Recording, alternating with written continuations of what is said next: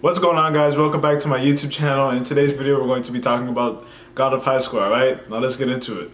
So in today's video, I wanted to talk about God of High School because it was the most recent anime that I've been watching and I was really hyped about.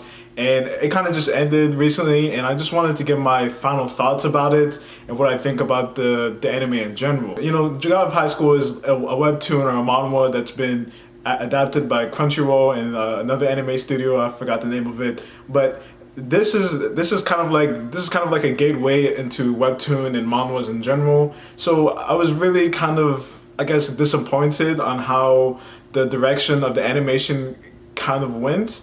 I have a lot of friends that were saying that it was kind of rushed and that there was about like 140 chapters rushed into 13 episodes. And if you get a lot of content like that into like 20-minute episodes and only 13 episodes at that, it kind of feels a really fast-paced anime.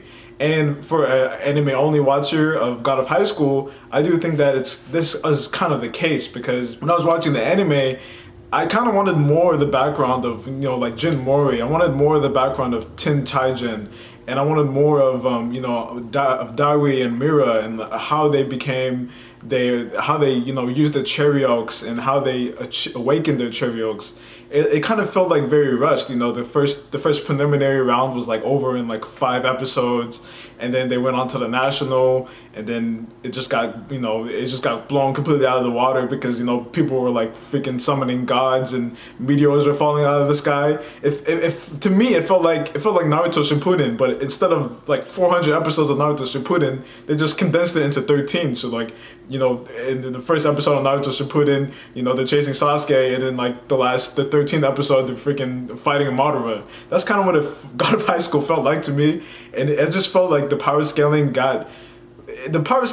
went very, very fast. And because the first couple episodes, it was just simple taekwondo, tai chi, kung fu, a lot of those things that bring us back to the traditional Asian martial arts culture. And then it kind of just exploded into Dragon Ball Z levels, like at the end of 13 episodes.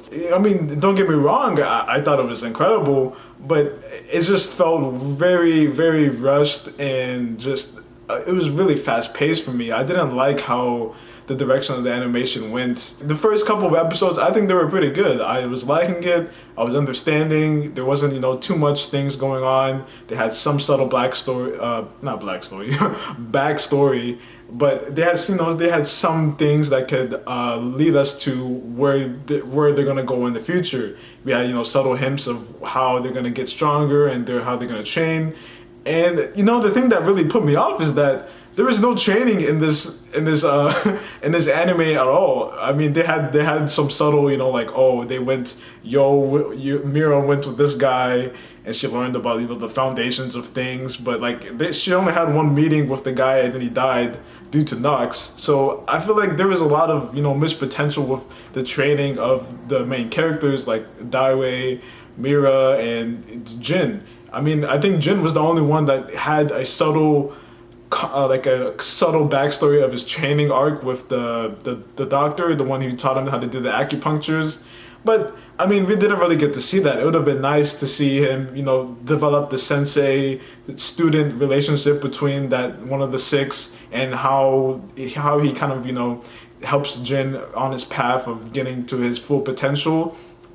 I thought that would have been very nice to see, but they didn't elaborate on that. I feel like if they elaborated on that, we wouldn't be so quick to assume that there's no backstory or they just got their powers out of their ass, And that's kind of what it felt like to an anime watcher. It feels like they got their cherry oaks like out of nowhere. They're just like, oh, I'm in dire straits, just let me just awaken my cherry oak real quick and I'll beat him.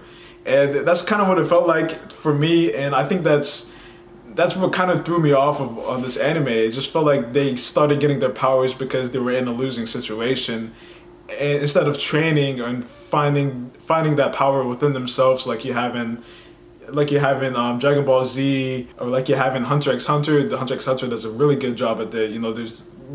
Freaking Greed Island was a training arc in itself.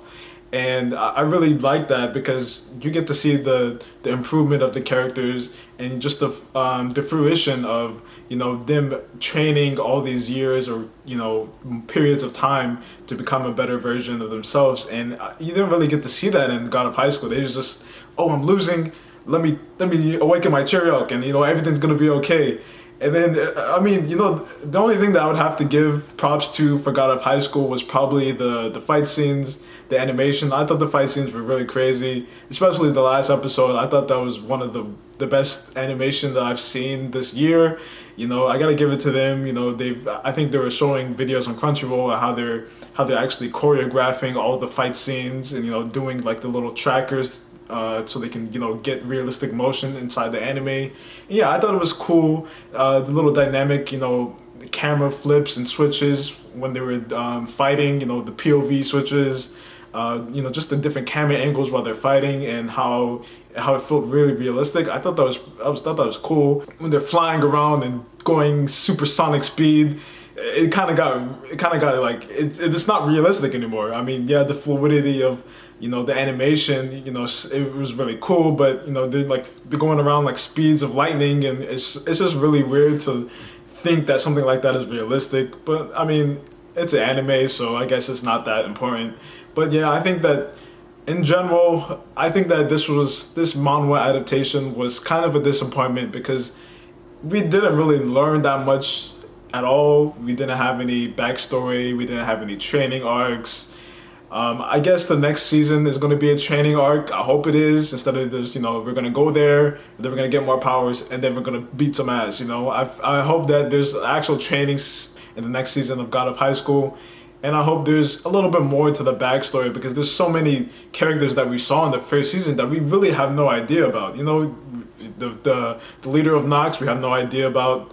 Park Mujin, the tiger cub, we have no idea about that guy. He just has a hand and it goes boom, you know. And then Jin's grandpa, we have no idea. We just know he's really strong.